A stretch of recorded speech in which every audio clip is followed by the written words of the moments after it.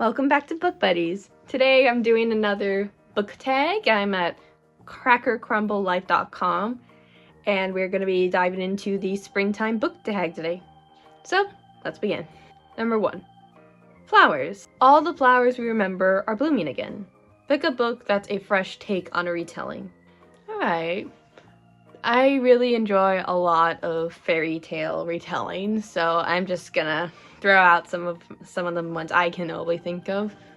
One of my favorite trilogies is the Hero's Guide trilogy by Christopher Healy, and it's more of what happens after Happily Ever After, and you get some really fun variations of classic fairy tale characters. And then The Wide Awake Princess by E.D. Baker is a series where Sleeping Beauty has a younger sister named Annie, and when Annie was born, her parents were really scared that she would also be cursed like her sister, so Annie is given a gift where she cannot be affected by any magic. So when the time comes for her Sleeping Beauty to prick her finger, everyone goes to sleep. Annie isn't affected by it, so she has to go off on a quest to save the kingdom. And then, of course, we have Thorn, which is a favorite book of mine from the last couple of years. It's a Goose Girl retelling, and I wasn't too familiar of the Goose Girl story, but I thought that story was really beautiful, and it felt enough like a fairy tale for magic purposes, but also it had maturity for older readers. And then finally, Melanie Dickerson's medieval fairy tale trilogy. I've done a whole episode on that. I thought it was really fun. It had the familiarity of like the fairy tales, but it was unique enough that it didn't feel cheap or rehash. Right, so a little bit of a long answer. Let's go in. Cadbury Mini Eggs. Obviously, the superior springtime candy of choice. As long as it's the caramel one and not the weird ones for me, though.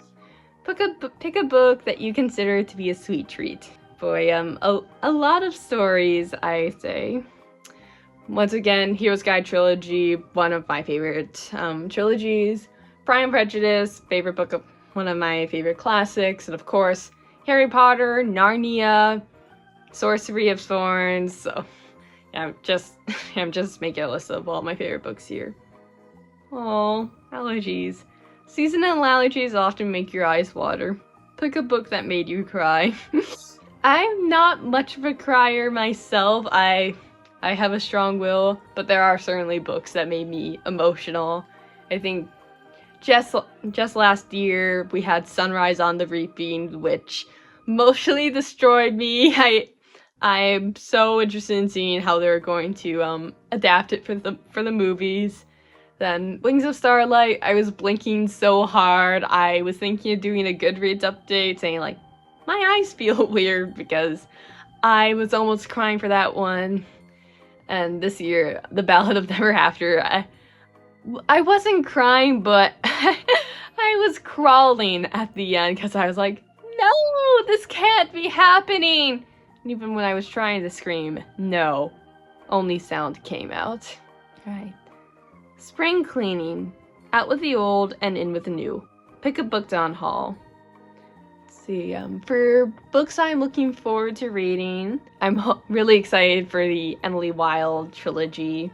My cousin gave me the first book for Christmas, and I think it'll be really fun. And then, let's see, other books on my TBR that I'm looking forward to. I mean, I did an episode earlier in the year talking about my most anticipated 2026 reads. And soon after, I'm gonna be finishing series such as The Queen's Thief and How to Train Your Dragon. So I think, yeah, those are my 3 big answers. Emily Wilde, How to Fight a Dragon's Fury, and Return of the Thief. Spring break. It's the perfect time for an adventure. Pick a book involving a road trip. It's interesting because I think a lot of the books that I read are more fantasy based, and road trip books aren't really what I would go for, but let me look at my Goodreads to see if there's anything that I read involving a road trip. Oh, I just came up with one. I don't know if it entirely counts, but Percy Jackson and the Lightning Thief. That's a story where our characters have to go across on a road trip. Well, not exactly a road trip, but they need to get to the underworld in 10 days, and they're going to all these locations. Rainbows. I just feel like spring is made out of freaking rainbows. Pick a book featuring LGBT characters. For this one, I'm gonna go with Six of Crows along with King of Thieves. Specifically, in Six of Crows, you have Jesper who falls in love with Willin, and they have a really sweet, fun relationship. And then in the King of Scars duology, we have Nina who falls in love with somebody who, Leigh Bardugo has actually confirmed that Nina is bisexual, and we get to see a little bit more of that in the King of Scars duology. So yeah, some of my favorite book duologies, and they both feature LGBT characters. Oh no. Spring Awakening. Pick a book that's also filled with completely dysfunctional characters. Let's see. Trying to think. Because I think a lot of books I read do have flawed characters, and I'm like, what one had a bunch of dysfunctional characters? I mean, maybe in something like The False Prince, you have all these characters who are out for themselves, and, specifically Connor is using the kids throughout it, and you see like Sage is constantly thinking bunch of steps ahead and is like, I'm not doing this. So I guess that's my answer. I don't know if it's a great answer, but that's just what I'm gonna say. In Like a Lion, Out Like a Lamb. Pick a book series that didn't get better as it progressed.